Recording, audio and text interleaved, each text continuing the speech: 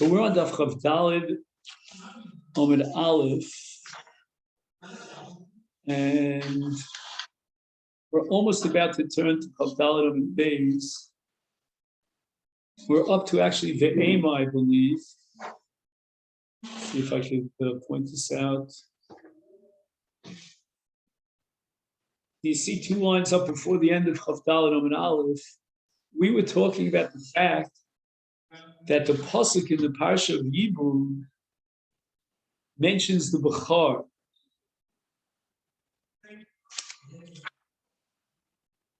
And it says, V'ayah Bechar asher teleid yakum al shem achiv. And the Gemara darshan that Bechar was not the Bechar that was born after Yibum, but rather that's referring to the Bechar of the Achiv who survived their brother. And the Gemara went through a whole pilpul back and forth. Does that really mean that only a Bechar is miyavim? And from different limudim and drashos, the Gemara proved no, that the Bechar is not singled out as the one who's chayiv in yibum to the exclusion of the others. And in fact, even within the context of the Seder Hadifus, which means the system of priority, there's no priority amongst the brothers to impose Yibum on the Bechar. It'll be the Gadol Sheba Achim, the oldest of the brothers. He may or may not be a Bechar. So the Gemara says, again, we're still trying to figure out why the Torah went out of its way to mention V'haya Bechar.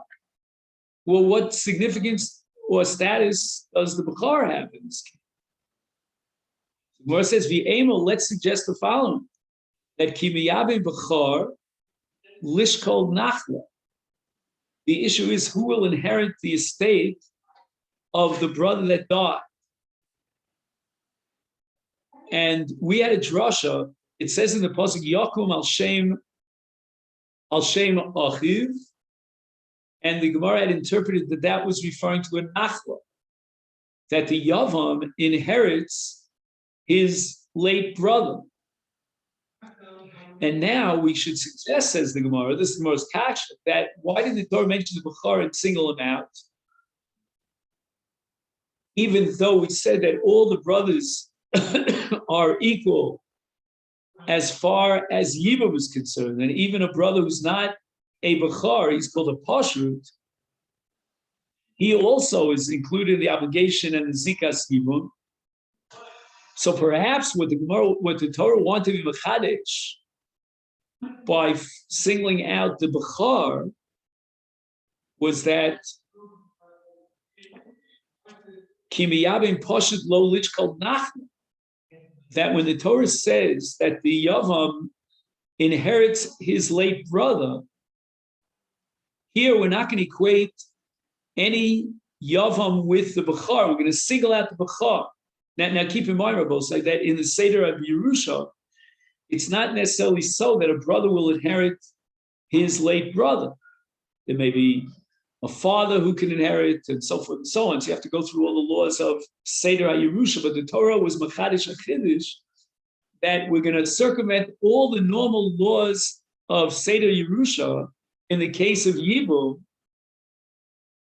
and that the Yavam, and now the Gemara is thinking it might be the Bechar specifically, will,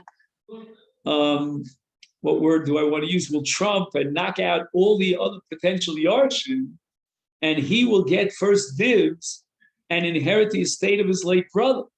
And now we're suggesting that maybe a Pashrut meaning anyone who's not a Bechar, will not be able to inherit the Nachla, because the Torah is telling us that this Chiddush, that forget about the normal laws of Nachla, we're going to circumvent all those laws in favor of the Yavam. That special Chiddush applies exclusively to the Bechar. So the Gemara answers that can't be either. Another Havamina that's being rejected along this whole line, this whole list of Havaminas. Because Amakra, the Torah says this with regard to inheriting the estate of the late brother, Yakum al Shem Achiv. Varekam. In other words, the Gemara is darshaning that Kol Misha Kam al Shem Ames, anyone who was now guaranteeing the continuous family line of the mess should inherit it. And it makes no difference who this Yaakov al Shem Achiv is, whether he's Yaakov al Shem Achiv because he's a Pashut, or Yaakov al Shem Achiv because he's a Bechar. So now the Gemara is sort of like throwing up its hands in frustration. We've already rejected every single possible avenue of explaining why the Torah singled out the Bechar. El Bechar de Kari Rachmana. And here we turn to Chav Dalet Amud Beis, Lamai Hilchos. If you're telling me that the mitzvah of Yibum is not exclusively incumbent upon the Bechar, rather it's the oldest of the brothers, who may or may not be a Bechar. So why did the Torah mention the Bechar? Why did the Torah single out the Bechar? The Gemara answers that the Torah uses the word Bechar to describe the Yavam L'Greusa, to lower the koach of the Yavam in terms of the nachla that he gets from his late brother. And this has to do with what's called Roi Kibbeh Muksa. Okay, so let's talk a little about Hilchas Nachlas. You know, we're now taking a little bit of a journey into a parak in Bava Basra called Yesh Nochal. We know the Torah says that a Bechar gets a double portion of his late father's estate. So let's say, for example, if you have, let's say you have, what would be a good example? Let's say you had 3 brothers and you divide up the land into 6 portions. Then the Bechar would get 3 and the rest would be divided up amongst the other brothers. However, there's something called Roi. What's Roi? Roi means monies that are owed to the father during the father's lifetime, but they weren't collected. Those debts were outstanding debts, and the monies only came in after the death of the father. And the Torah says that the Bechar gets Pishnai, but only in Muchsak. Only in Muchsak means only in the possessions and the monies that are in the bank account, in the possession of the father at the time of his death. In other words, the rights of the Bechar are limited, or so to speak, from a time perspective, pinned down to the moment of the death of the father. Out of the nechasim and the monies that are in the possession, that's called muchzak of the father, the Bechar gets Tishnayim, but not Roy. He does not receive a special portion, a double portion in Roy. So can you imagine the father died and he's got an outstanding loan of $1 million, but it wasn't collected yet. That's called Roy. And the Bechar will divvy up that $1 million when it finally comes into the estate, posthumously, as one chelek. Will get one single portion, not a double portion. He's going to lose what could be close to $1 million. But that's the Gzeres HaKosov in the laws of Nachla, that the Bechar only has rights to be Shnayim in Muchzak and not in Roy. Now, what's going to be the deal in a case of a man who dies childless and his brother is Miyabim, and the Torah says that insofar as he was Miyabim, right, the almon of his brother, he will knock off any other yardship, like the father, for example, and take the entire Yerusha. So the Torah says, hold on. Yes, he will take the Yerusha, but only as a Bechar, which means he inherits Muchzak, but not Roy. That's called a Greus. And what does it mean? Ma Bechar, just like a Bechar. And again, we're not talking about a Bechar now. The Torah is comparing the Yavam to a Bechar. He has a din in terms of the inheritance of the estate like that of a Bechar. That Ma Bechar, just like a Bechar, Eino Notel Beroy, I'll read to you what he says here. Kigon shemeis avia av liacher shemeis avo. He gives another case of Roy. I said a Roy was an outstanding loan. He gives an example of an outstanding Yerusha. What does that mean? That the grandfather outlived his own father and he died after his son. So his son is already gone, meaning his grandson is now being Yoresh, let's say he's a Bechar. But the grandfather, maybe he's a multimillionaire or whatever it is, if you're out there in the Midwest, he's in the nursing home, whatever it is. And and the grandfather dies after the father dies. So the estate of the grandfather was called Ra'ui. And therefore, when the Bechar, who's now the grandson, inherits his father, he can only inherit Bichnayim as a Bechar, that which is Muksuk, but not the Yerusha that's going to come into the possession of his father posthumously. Sha'av sha'av Yoresh aviyav lachar moso, which is called what? Mishmush nachala, okay? The grandfather's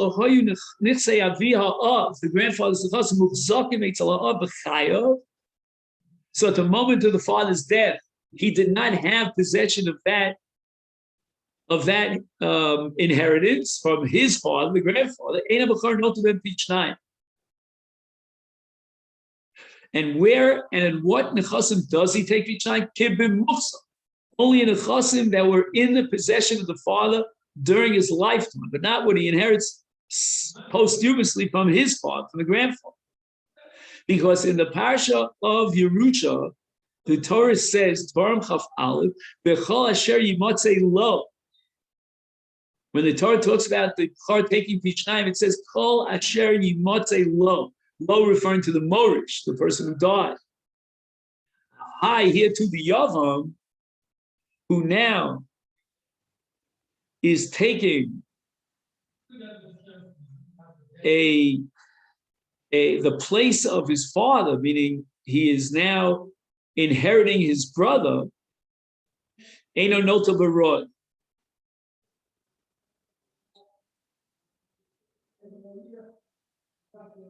1 second. Now he says something here that seems to throw a different light on the sugya. Just 1 second.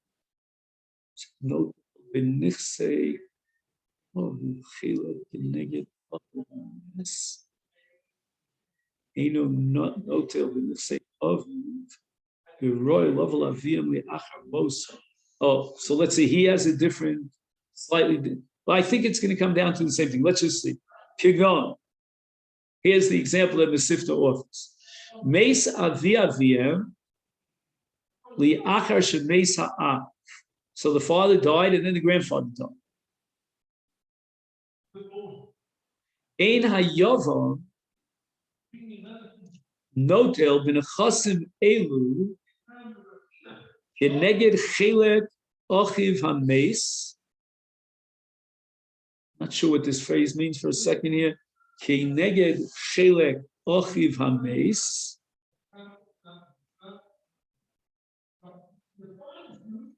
Ibn Muchsa.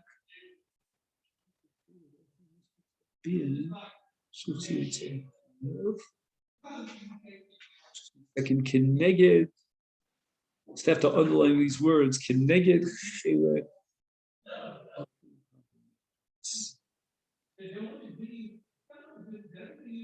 Oh, I see what's going on. The brother that died. Rabosai, give me your eyes for a second, and then you go back to your translation. The brother that died has rights to inherit his father. Now, when he dies, the Yavam will slip into the shoes of his late brother vis-a-vis inheriting the father. Which means then that whatever rights the other brothers have to inherit their father, those rights are now going to be diminished by the Yavam. because the Yavam is now going to pick up that portion that would have been designated for his late brother, in addition to the portion that he gets his own. However, if his grandfather dies subsequent to his father, those monies, which will now be inherited by the father posthumously, like the father's gone, and now will be inherited by the brothers. Here, all the brothers will get an equal portion in the grandfather's nechasim. All right, now let's see what he says. See if maybe he'll have something else to say.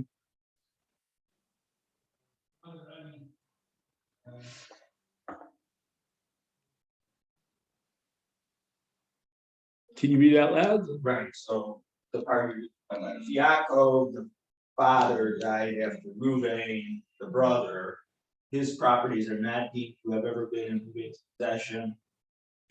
Rather, they were prospective assets which stood to fall to Reuven upon Yaakov's death. And therefore, not take Reuven's portion of Yaakov's estate instead of by. Oh, so he doesn't even introduce the grandfather. He doesn't mention the grandfather. No. But I mean, in your case, the father died for the brother. Then they were talking about the grandfather. Here they're saying, okay, so brother died for the father. The same idea. So this leads us to the Mishnah. We're now 3 lines down from the top of Daf Chav Daled Amud Beis, and we're starting a new Mishnah. Now, if you were to ask me, what is the topic of this Mishnah? What is the subject? I would give you 2 answers. And maybe the truth is the relationship between these two. Number one, and again, as I've said many times, Yevamot is a Masechet that has so much in it, so many different dimensions. We're going to talk about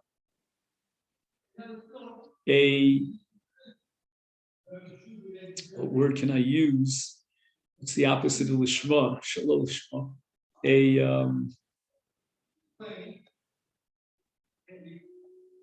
When you do something for, not out of the good of your heart and the sincerity of your heart, but rather to get a kickback from it. Is there an English word that would describe that? I was just ulterior motives. So we're going to talk now, this is going to be one subject of our learning today, about gerus, a non-Jew who converts for ulterior motives. Do we accept that gerus or not? On one hand, they made a formal declaration in front of the Beis Din that we want to become Jews or we accept the mitzvahs. But on the other hand, we know that they're doing it for alternative motives, either for marriage purposes or other purposes. We're going to have a whole list of different motivations why a guy decides. The other topic of this Mishnah is called Lazus Sfasai,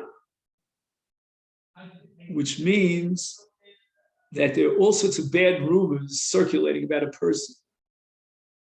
And the Rabbanan will dictate your behavior pattern based on the agenda. The purpose of the Rabbanan is to quell and quiet down that lazus fasayim. So you may say, I don't care. I'm going to marry this woman. I don't care what they'll say about me. Doesn't bother me. People want to be suspicious. They'll always be suspicious. People want to say lashon hara about me. They'll always find an excuse. No. That's not this mission.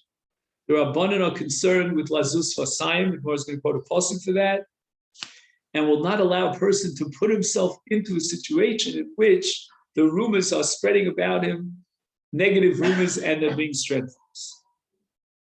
Now let's look at the first word of the Mishnah, hanit'an. And that word has a very technical meaning, a very specific meaning in Mishnaic literature. And it's called Misha Yotza Olav Kol, otherwise known as Chashad. And I'm basing myself here on the Marsha. Marsha says that the word nitan means there's only a suspicion about him that's unconfirmed, meaning there are no witnesses, there is no objective absolute evidence against him, but he's a nitan. Nitan means he may know himself that he's guiltless, but we don't know he's guiltless, and the man on the street doesn't know he's guiltless.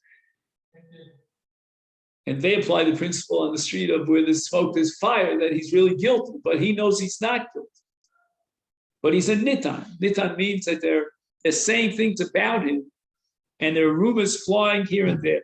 What are they saying about him? Ala shivcha, that he's having an affair with a shivcha.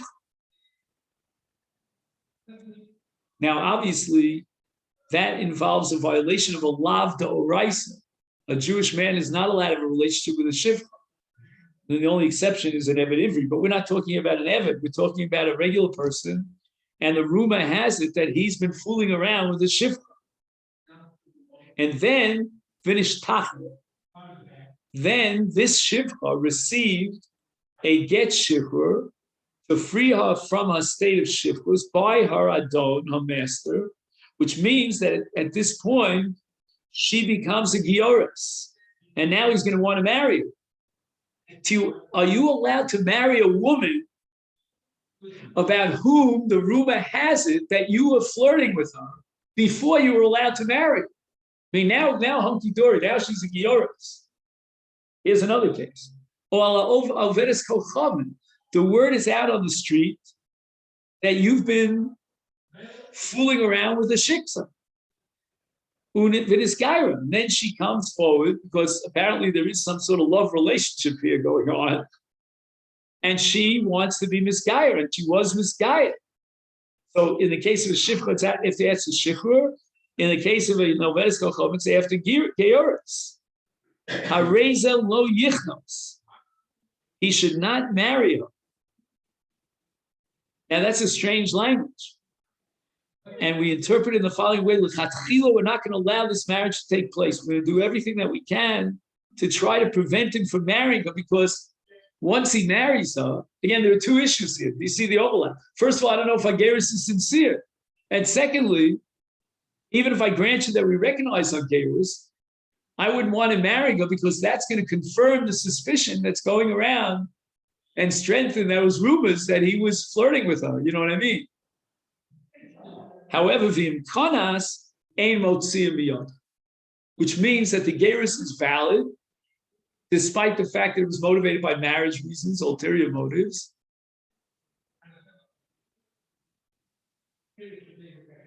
And despite the fact that the rumor has it that he was having a relationship with her before her gerus. Now, in a case of a married woman, if heaven forbid she has a extramarital relationship of znus, she can no longer be married to that person, neither to her husband nor to the boel. Again, if there was testimony clearly that she had this relationship. But here, even if, let's say, we would assume in the worst case scenario that the suspicion is well-founded and he had this relationship, it doesn't mean that he can never marry her because he violated the Issa that he violated, but it's not an Ashes Ish situation. However, and here the Mishnah, by contrast to the Sefer, Hanitar al Ashes Ish, if this man is being accused by rumor, unsubstantiated rumor, that he had a relationship with a married woman, the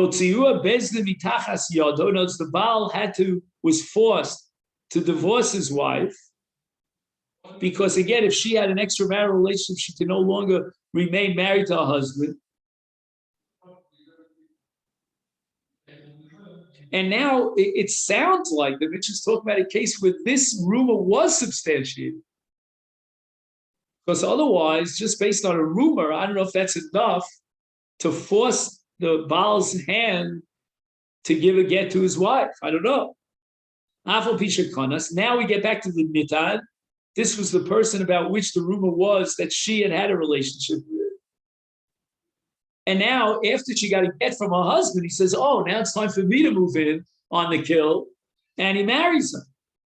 And Aval Bisha Kanas, even in a B'di'evet situation where he he hired a Rav and they went through the whole marriage situation. Yotze, we're going to force him to divorce his wife, because if we can substantiate, again, we have to see the Gemara about this, but let's say we can substantiate that she in fact had znus with this man, then to the same extent she's not allowed to be married to her husband, and we could force her husband to divorce her, she's not allowed to marry the Boel. And we can force the Boel to divorce him. And therefore, even with the Eved that he already married her, we're going to push the envelope and force him to divorce his wife.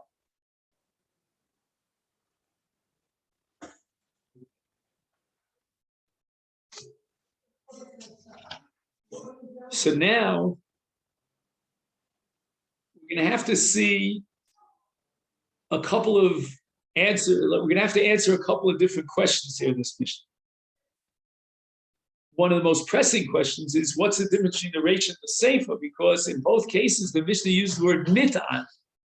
And we said in the name of the Maharsha that the word nitan indicates that there was no absolute evidence in the court. There was no two witnesses. So why in the Sefer do we bust up the marriage?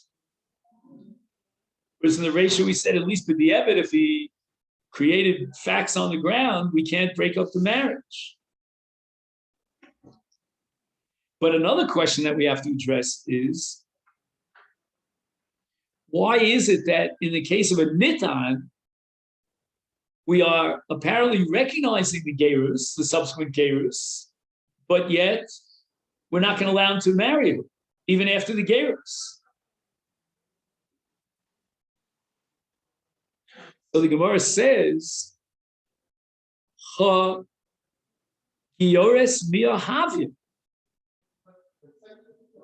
We're going to postulate that the reason why b'di'evet, if he went ahead, this nitan in the Reisha, and he married this woman who's a giores now, and we're not going to break up the marriage, we're going to allow that marriage to continue, it must be because she's a valid giores.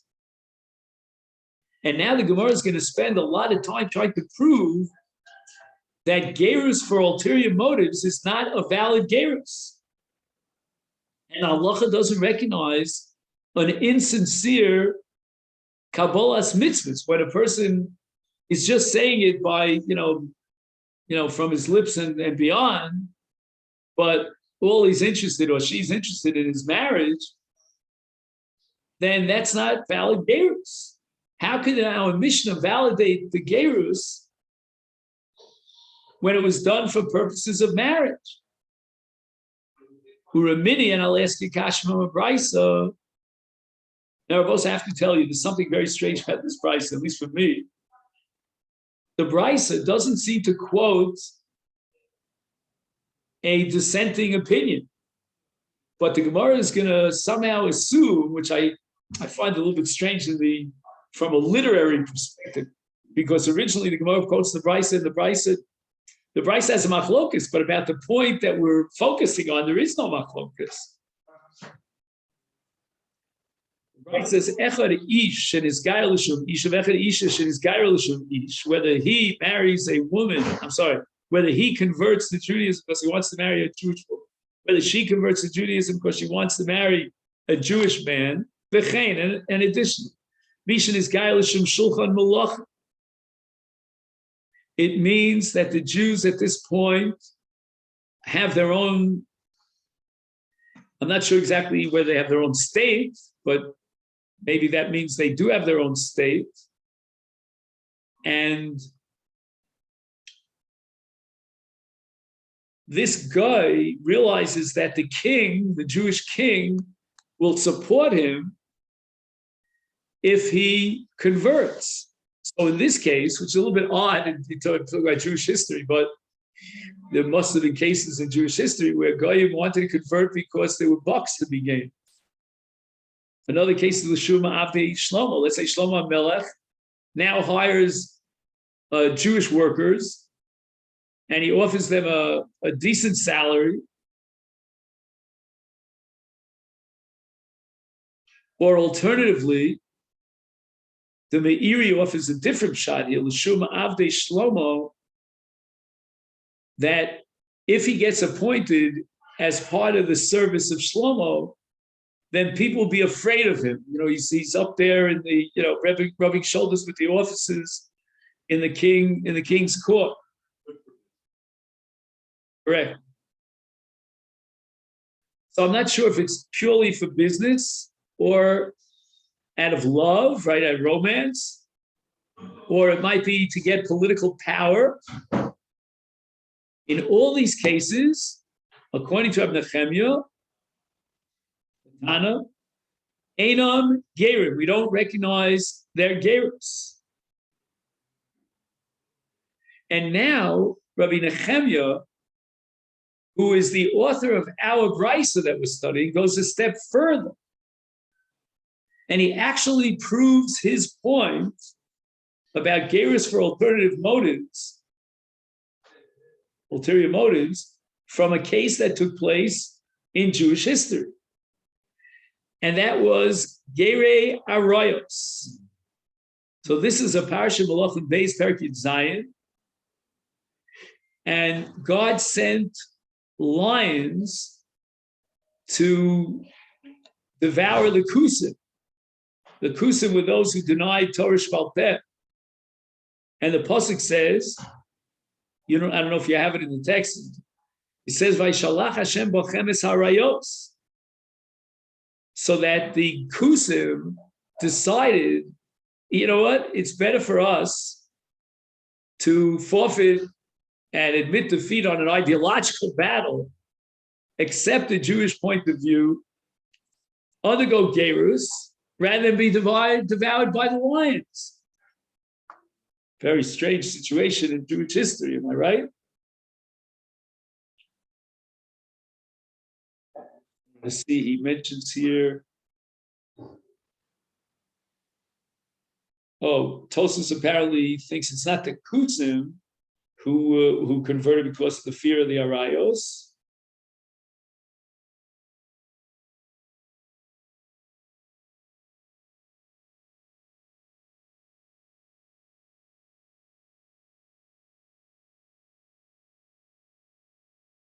Eina kavona kan lekusim shenizgayu machas yiras Arayos. Shebazenet lekutanoim kusim gerim. Gam leman diyomer kusim gerayis shar gerayis gerim gemuru. Atam shesov shagerish al kusim ein gerus. Im shegam b'shar shenizgayu daino you ovtim avodas. Okay, so apparently there's Machlokas Rashi and Tosfos about the following issue. Well, let's mention where there is no Machlok. If they continue, these Kusim, to worship idols, then we know for sure they're not interested in Judaism. They're just finding a way of saving their own lives. But if we're not talking about non-Jews who are worshiping idols, but they were motivated to convert because of the fear of Arayos, that's going to be the subject here of Rabbi Nechemia. And that's called Gerei Arayos. The Echad Gerei Chalomos. Strange. The guy had a certain dream, and apparently in the dream, he was spooked out to become a Jew. Echad Gerei Mordechai v'Esther, when Mordechai was upgraded to the status of second in command, at the end of the story of the Megillah, it says, Rabbi Me'ami Haaretz Misyadim, because Nafal Pachad Yudim Aleim, they were afraid of the political power of Mordechai,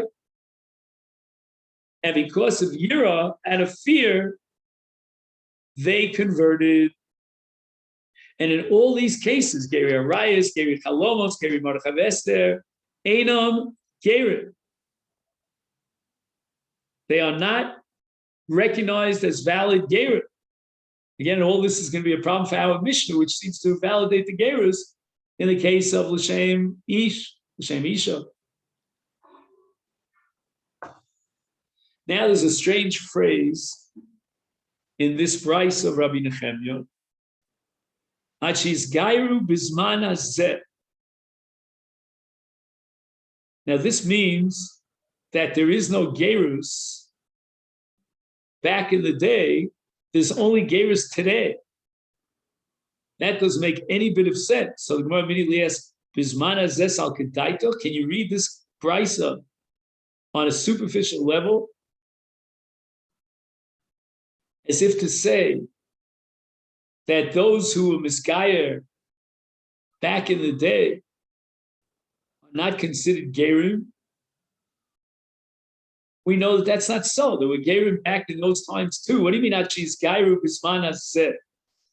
By the way, one of the henchmen, Amish the butchers, at the time of the destruction of the Mikdash, his name was Nebuzaradon. Chazal say he became a ger subsequently. So you're telling me that those ger, we cannot recognize those gerers? Ela ema, we have to reinterpret this brisa as if to say that there's no valid gerus unless the situation of Klal Yisrael is kizman hazeh, that we are a poor person, a poor nation, and we are subjugated. And therefore, there's no reason in the world to suspect ulterior motives for gerus, at least on the financial level. Again, marriage is a different story. But if there's a situation where the Jewish people are doing very well financially, and they are politically secure and powerful, then we always suspect that maybe the guy is coming to misgayer not because he's sincere about it, but simply because he wants to dip into this financial political success of the Jews. As strange as that sounds to our ears. In any event, bottom line, we see for this brisa that if a woman converts for the sake of marriage, the conversion is invalid. Our Mishnah seems to assume just the opposite, that even if she if she converts for the sake of marriage, we validate the gerus. Now, again, I just to reiterate what I said before, I find it strange. In this brisa, we haven't seen any dissenting opinion recorded, but yet the Gemara answers, Allah. We have a comment of an Amora, Rabbi said. We're not talking about a Tana. Regarding this brisa, Omer Rab Yitzchak bar Shmuel bar Marta b'shmei derav halacha kedivrei Omer kulam gerim. Well, I looked in the brisa, I didn't see any mention of a dissenting view, but apparently the Gemara understood from Rav's statement, or Rav understood it because maybe he had a more, should I say, filled out brisa than what we have. We have an abridged brisa. That even if the gerus was done for a certain ulterior motive, whatever that may be, since they formally accepted upon themselves gerus, old mitzvahs, then the gerus is valid. That's why the Mishnah holds, like the halacha, the way Rav paskins, that kulam gerim, and the gerus is valid even if it was done l'shem ishus. Now the Gemara has to introduce another element into the equation. Okay, we solved one problem. We begin to understand why we can allow this marriage to go on and validate this marriage and not forcing a divorce. And that is because the gerus is valid. Halacha k'divrei omer kulam gerim. That kabbalas or mitzvahs in front of a bezdin is all you need. We don't have to check your tzitzis and find out what motivates you. And even if we know that you were motivated by extraneous reasons, ulterior motives, nevertheless, at the end of the day, you accepted upon yourself all mitzvahs in front of a bezdin, and therefore bezdin has the right to be megayer. Fine, so we understand why we're not going to bust up the marriage. But ihachi, l'chatchila nami, you have to introduce another element to the equation to tell me why we're not going to allow l'chatchila this nitan to marry this woman. Why not? She's now a full-fledged gioris. Anybody can marry gioris, except for a Kohen. And now the Gemara has to introduce the other element that we mentioned in our introduction to this. Rav Asi, the reason why the Mishnah says we should not be marrying this woman is based on a pasuk in Tanakh, in Mishle. Aser mimcha akshus peh ulezus sfasayim. Remove from yourself harsh words and expressions of humiliation that come out of the lips. Maybe the word humiliation is not a good word here. I'm searching for a good word. What's the opposite of a good reputation? Words of destroying someone's reputation. Let's see how the English translates it. I don't have access to the English. Look for yourself, curving of mouth and bending of lips. So that's a literal. Okay, maybe that's like a literal translation of the pasuk, but what he means is when the lips of others are saying something very derogatory that will literally destroy your reputation, and you have to do whatever you can to avoid a situation where your reputation will be soiled by the lips of the spectators. And therefore, l'chatchila, we're not going to allow you to marry, to the nitan, to marry the giores, because it's only going to be strengthening that bad rumor against you. And they're going to say, look, it's really true. We thought that he had he was fooling around with this woman. I'll prove it to you. Look what he did. He married her. It must be that he had some sort of relationship with her. But once again, that's only a lechatchila because of haser mimcha lazus fasayim. But that's not powerful enough to break up a marriage. Why not? So Rashi just mentions that since they were choshedim lechatchila, that he had znus with her, and now this is going to strengthen, therefore we have to stop the marriage. But the Ruki Yosef adds another element into the equation, and that is dracheha darchei noah. The ways of the Torah are pleasant. And to break up a marriage, once it's valid, and here on a Torah level, there's nothing invalid about this marriage, that would be a violation of Drachea Darchei Noah. And many halachas are derived from this principle of Drachea Darchei Noah. For example, I'll mention just a few in passing. We could actually, if we had access to the Encyclopedia Talmudit, he has a whole list of Drachea Darchei Noah, halachas that we derive. Like, for example, the Gemara has a question about the Daled Minim. The Torah uses vague words, to describe kapas tmarim and this and that. And the Gemara has certain leaves, or I should say lulav, branches that have prickly thorns to it. It's not our lulav, it's a different species. And the Gemara rejects that species because of Drachea Darchei Noah. The Torah wouldn't ask you to grab onto something that is dangerous for your hands.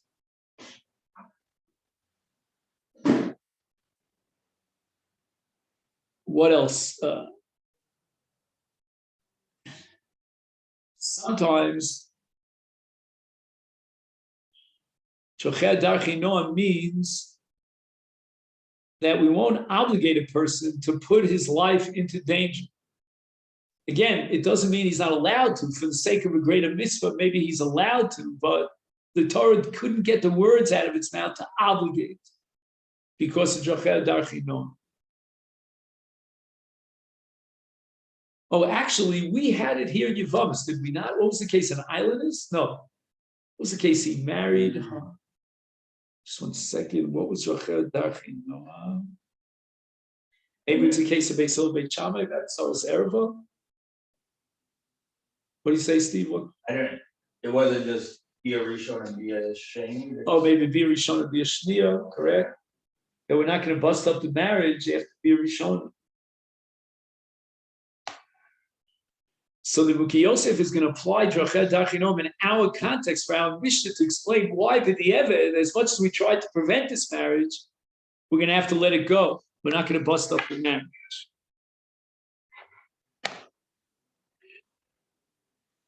Now, once we spoke about the issue of ulterior motives for gerus, the Gemara adds the brayse. Again, we mentioned before that if the Jewish people are on high, they got political power and wealth, then we suspect any misgayer of having ulterior motives. And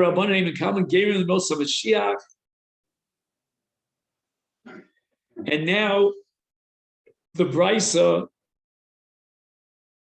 is going to point to two different periods in Jewish history where the Jewish people were living like Yemos HaMashiach.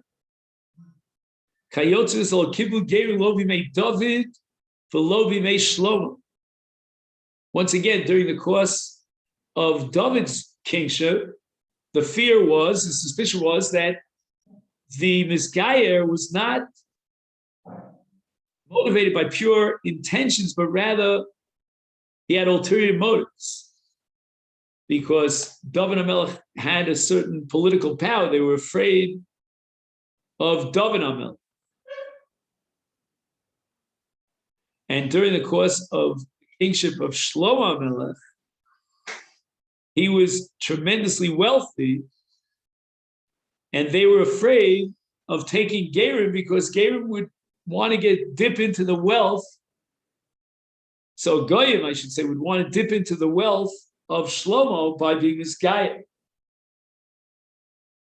See here, Hagiti Ubas Paro b'mei David Shlomo. Tosus is bothered by the question of certain gerim that were accepted during the time period of David and Shlomo, like a fellow named Iti, or Bas Paro, who was married subsequently to Shlomo after Gerus. And the answer is, they were princesses during their use, during their time as Goy. And therefore, Ein Lach Sho, Shem and his Gairu, Shem Shulchan Malachim.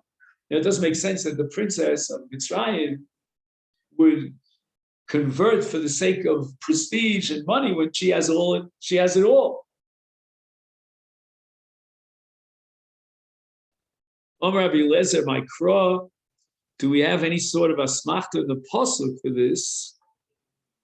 That we should not be Mekabel Gerim at the time of Mashiach. And he invokes a pasuk in Yeshayahu, Perek Nun Daled, Hein Gar Yagur Efes Ve'oti. We're going to dash in every word in this pasuk. Mi Gar Itach Olayach Yipol. Do you want to read the English translation? He doesn't give you an English translation. Well, the one who wishes to convert, let him convert without me. I.e., when Israel is without me, as in present time. Because things aren't.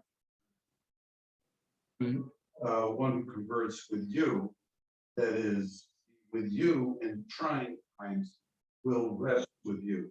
In the world. Excellent. So the first two words in the pasuk are Hein Gar. And Gar is a root of the word Gerus, Lizgayer. So we're talking about someone whose ball is Gayer. Yagur. When can we accept him as a Ger? And the answer is Efes Me'oti. Bizman she Efes Me'oti. As if I'm not with you. Says God. God, I'm not with you, meaning that you are living as a nation in poverty.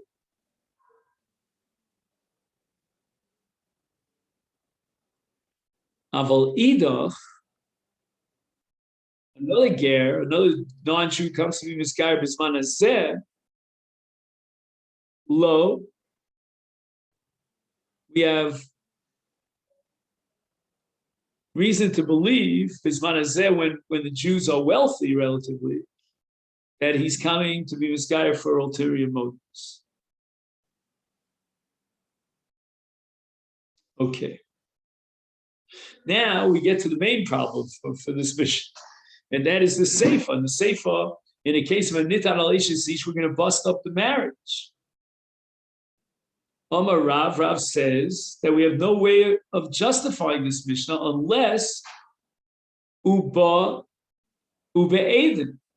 It must be a case where there's not just a rumor going around, but witnesses testify to the effect that she had this extramarital relationship with this Nitan. So it's not just a Nitan. Nitan was only stage one where there was suspicion and rumors, but now we upgraded to the point of absolute judiciary evidence based on two witnesses.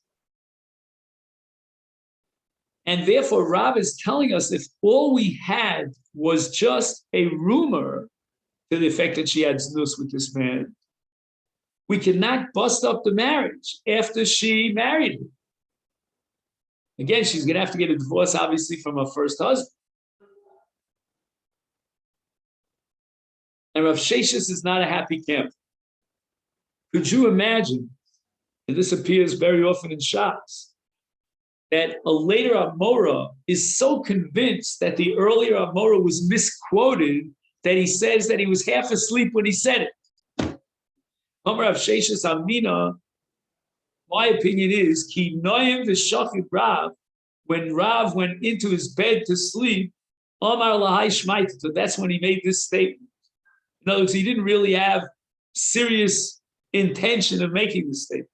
It's against the Brisa.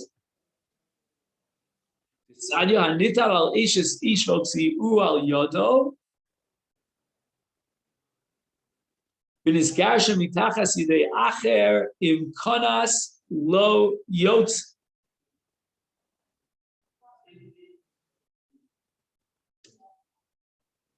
Now again, you and I would have said that on the contrary, this brisa would support Rav because this brisa says lo yotzi in a case of nitan. And nitan means that all we had was suspicions, we had rumors. But yet the brisa does use the term hotzi'u al yad. That as a result of the nitan situation,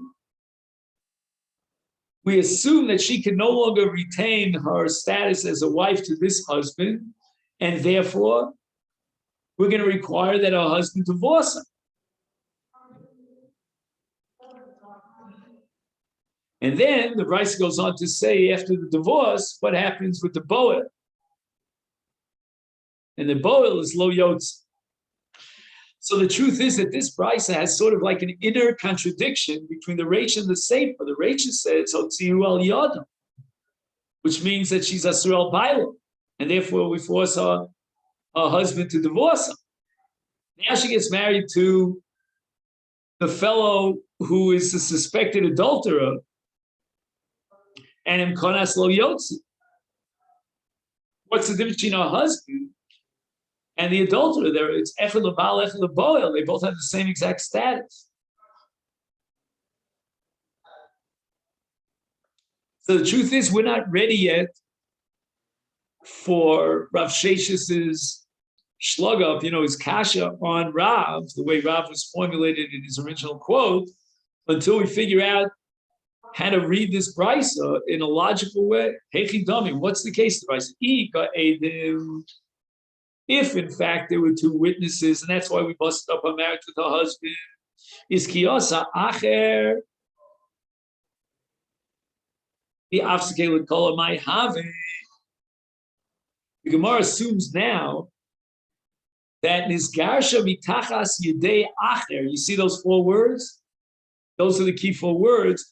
Means that after the first husband was forced to divorce her because in this possibility there were witnesses that she had adultery, then after that divorce she got married to, let's call him Shimon. So Reuven divorces his wife, Shimon marries her, and then Shimon divorced her. Now comes the original suspected adulterer, we'll call him Levi, and he marries her, Lo Yotzi. And that's called, in the language of the Shas, the Afseke L'Kola. Nobody is talking anymore about these, very derogatory rumors and spreading all the gossip against Levi because in the meantime she got married to Shimon. So people have forgotten about the original patent place, if you know what I mean. So the Gemara says, "My have that the fact that people are not talking and the rumors are quelched and they've subsided and they've somehow been buried below the surface of the ground, that's not a mitigating circumstance to allow this guy Levi, who's the adulterer, to marry this woman with whom he had adultery, because the Torah says Echel Lebal, Echel Leboel, and we have Eid in there.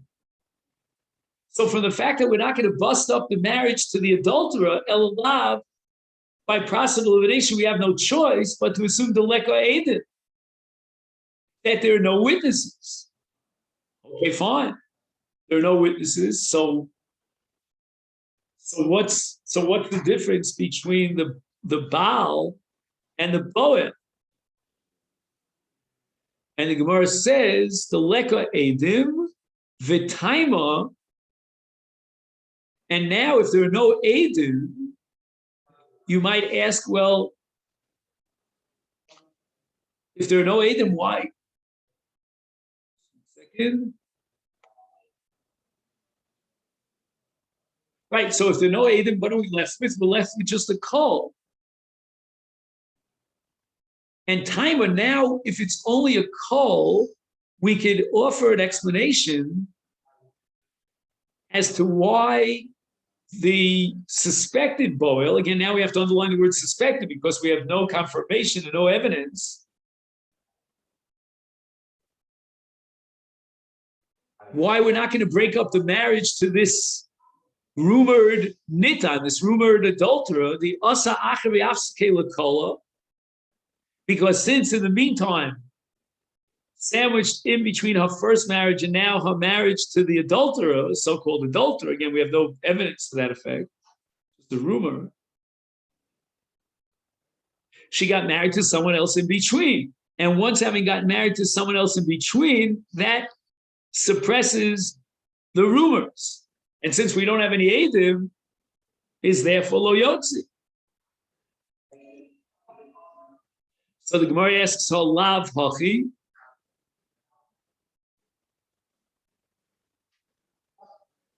Meaning if there wasn't a middle marriage in between to suppress the kol, but rather immediately after the first original husband divorced her, he, the suspected adulterer, would marry her, mafkinon. In that case, we would bust up the marriage. Again, even though there's no edus. It's only a rumor. It's only a kol, what we call a kol.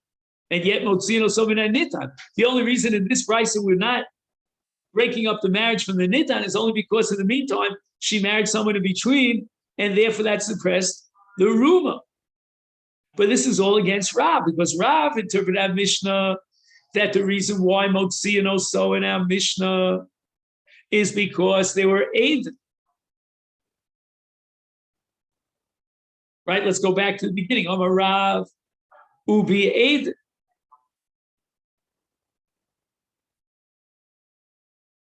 If there were no Eidim, Rav is implying that if there's only a kol and a rumor to the effect that she had snus with him, then ein motzino sabi bailam. Meaning from the suspected adulterer after you already changed the facts on the ground and married. But Rav Shesha says this couldn't be true, and Rav must have been half asleep when he said it, because we have a brisa that indicates that the only reason why we don't bust up the marriage is because there was a marriage in between, to cushion the fall, so that the rumor was suppressed. But if not for the fact there was marriage in between, we would bust up the marriage just simply because of the rumor of the kol. That's what comes out of this price, and that's against Ra.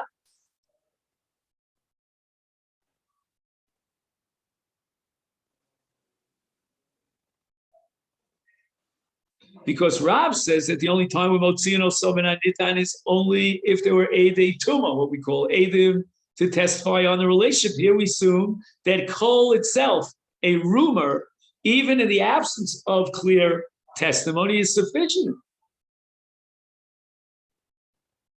Rav says, don't prove anything from this price. That a kol is enough, is sufficient to bust up the marriage with the nitan, because this price is talking about a case where the edei tuma did not come to testify on snus. They only testified that there was a kol, but who adin the afal gav the lo osa acher v'afskei l'kola, we would still break up the marriage. But that would depend upon Edom. So I think we're pressured here for time. I don't want to mess this up. Let's make a note. Amal Charav here on Chavdalit on Beis for the last day of Hanukkah. Mirz Hashem. Amal Charav.